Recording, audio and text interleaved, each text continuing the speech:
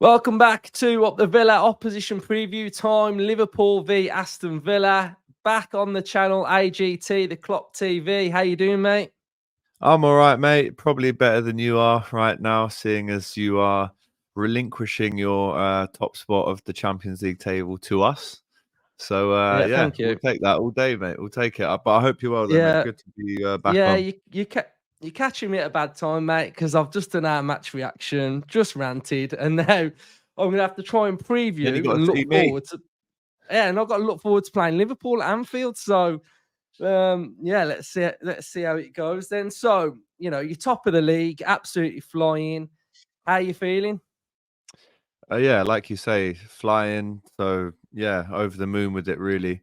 I think it's just after that win last night, it's the best start of any English manager or any manager for an English team ever. Better than Mourinho, better than Ancelotti. Most of them are Chelsea managers, to be fair. But that's 14 wins in 16, mate, and it's a draw and a defeat. And obviously, the draw was Arsenal, the defeat was the Forest. So you kind of, as the wins clock up, it makes you think, how did we lose that game to Forest at Anfield? Which will give you guys hope for sure, when you come to Anfield on Saturday. But like you say, mate, top of Europe, top of the league. So, I mean, he's got to slow down a little bit. Otherwise, he's going to have me thinking we can win the lot, mate. Well, I mean, is he quadruple? He's still on. He's probably still on for everything. So until it's on, until it's off, it's not. It's still on. Yeah, that's what I've been saying as a Villa fan, and quickly it's looking like it's all off. But so, who are you looking at in the league at the minute? Because I imagine, as a fan, you're used to competing at the top end with Klopp, but going into this season, I imagine your expectation might have been a little bit not so much. But you're 2 points clear of Man City, 7 points clear of Arsenal, who, I know you're on DR Sports and, you talk about Arsenal a lot, but, you're a couple of wins there away from literally taking them out of the title race completely. It's mad to say that, though, isn't it? I mean, we've literally just touched November and we're talking about Arsenal fading away already. Yeah, you're right. To be 2 points ahead of City, which actually is us losing a game and then winning a game. So I don't really look at that one to say that we're pulling away from them, because we've got to play them the game after you. We actually play them straight away in the international break when we come back. But the interesting one is Arsenal. Now, Arsenal have got to go to Stamford Bridge on the weekend, and notoriously, apart from maybe the last couple of years, they haven't got a great record there. So if they do lose that game, and then obviously if we beat Villa, you're looking at 10 points before Christmas. And yes, they've got injuries. Yes, I'm surrounded by Arsenal fans all the time, which, is what it is. And I've been telling them, they all want to draw me out, Luke. They're all trying to draw me out, getting me to put some chest on the fact that Liverpool are going to win the league. Everyone's going to hate my answer. It's game by game, slowly. But that's how you win stuff. You don't go ahead of yourself. You don't make videos asking for managers to go. You don't print off T-shirts when you're top at Christmas. They can do all that stuff. That's fine. But at the end of the season, we'll see who's got more medals on the table, and I think that will be Liverpool. So, City, I still think City are going to win the league, Luke. I still do, until it gets to maybe, just because of the PTSD and the trauma that I have, right, when it comes to them. Until I physically see Virgil van Dijk lifting that trophy, like I won't believe that we're going to win it, just because of the pain in the past. But yeah, City is still the favourites in my opinion. But if Arsenal lose the next one, it could be a long way back.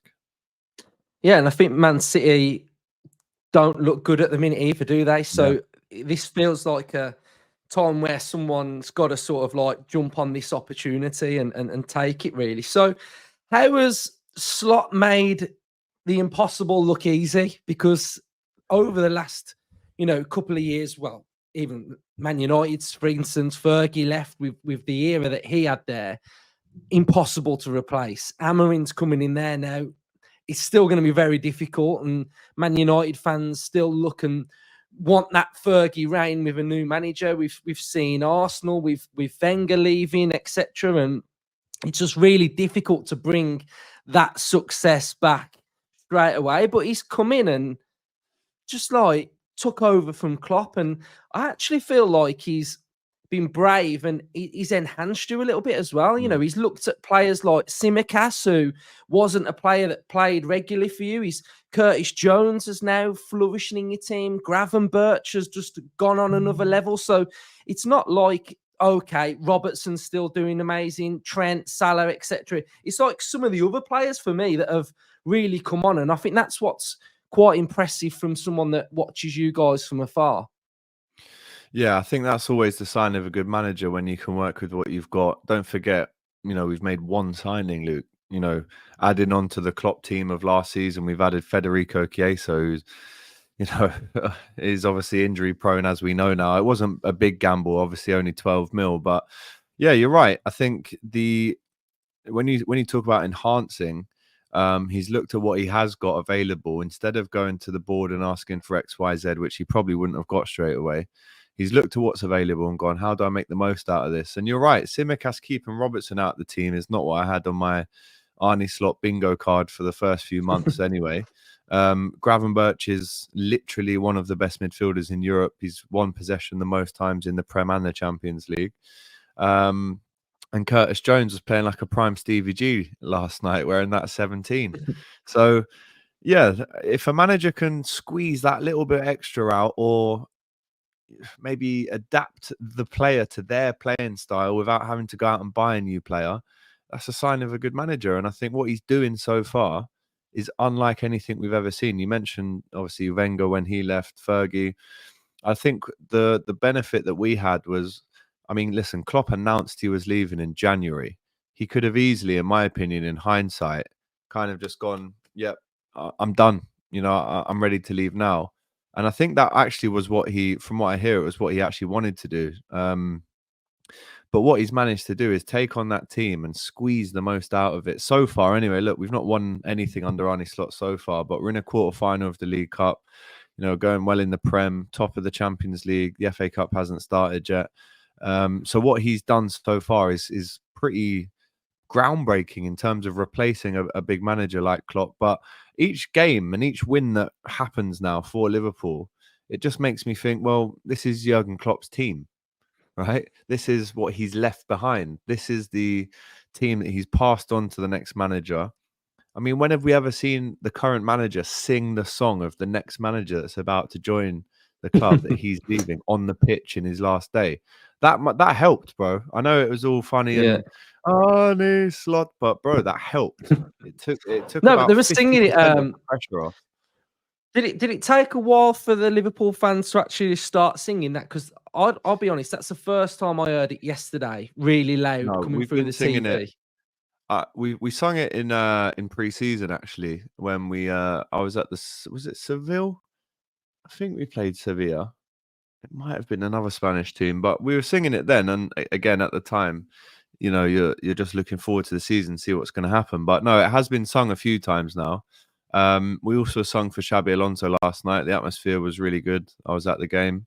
And again, Klopp giving him all the keys, all the tools to the training ground, saying, look, you might switch some things up that I do, but I've left you with a really good bunch of lads here. And to be honest, at the start of the season, everyone said, and I don't know if you were included in this, but rival fans were all saying, oh, well, they're going to be. Obviously, there's going to be a massive drop-off when Klopp goes. And a lot of people said that.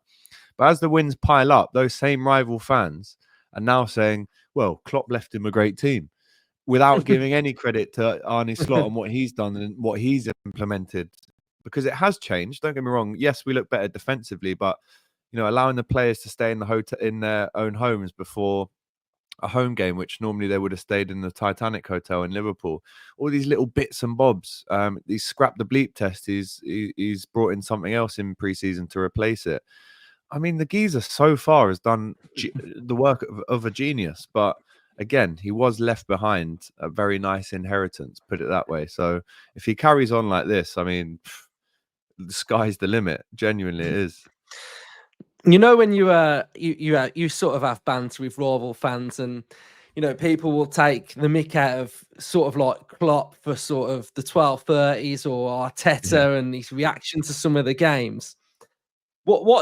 How do you feel like Slot's going to develop over time? Because at the minute, I think he looks quite charismatic, quite charming.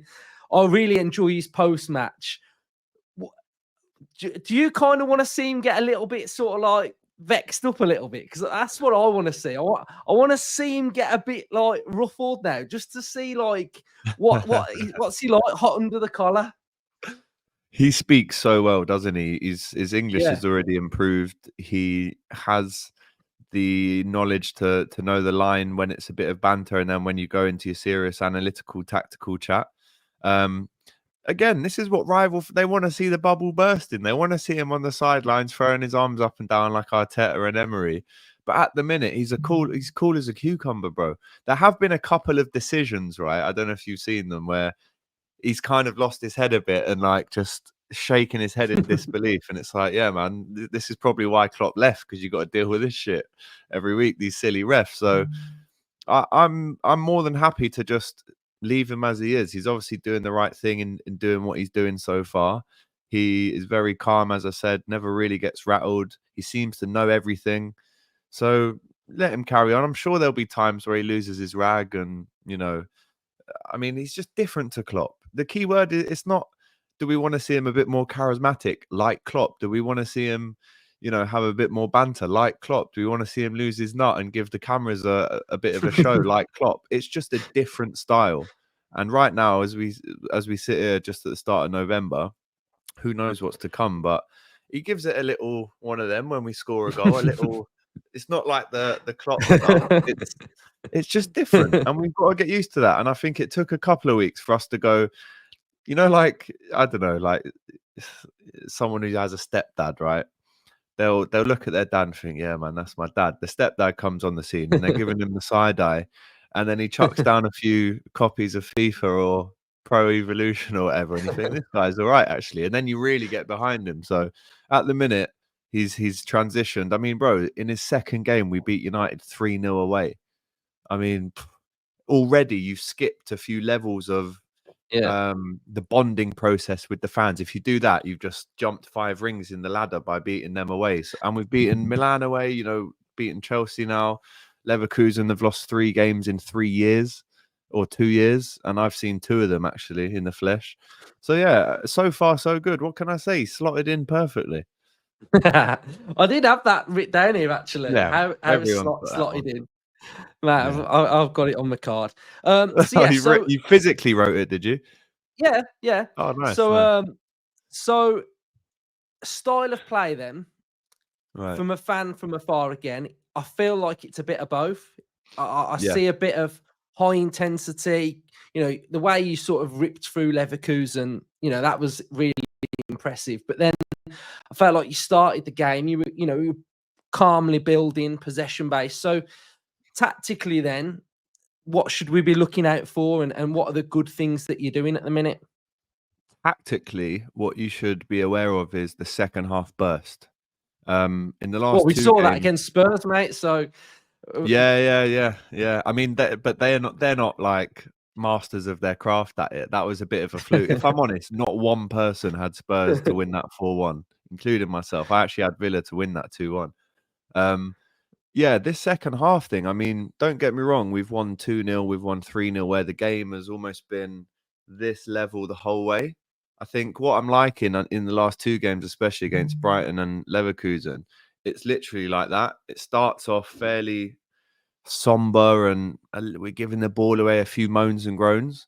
But come 60 minutes, bro, if Villa are in front, or if Villa have still got a foot in the game at that point, that's when, from what I've seen in the last month, that's when we turn it on. It was 0-0 at half time yesterday, and we win the game 4-0. So the second half is something to be worried about. The legs, can you hold that atmosphere for an extended period of time if you're defending your goal? Tactically, it's just like little by little, slowly, we build in the game, and then last 25 minutes, if you're not there physically, mentally, we'll just absolutely run through you like we did with Leverkusen last night. So yeah, I mean, most teams do have a few chances against Liverpool. I'm not saying defensively, because it's impossible to not give the team another chance. Even if you're the best team in the world, you're going to get chances at Anfield. It's do you put them away? And can you deal with the onslaught that will come your way in the second half from the fans, from the players? I mean, Saturday, 8 o'clock at Anfield, bro, under the lights. That could be a long night. You know what I mean?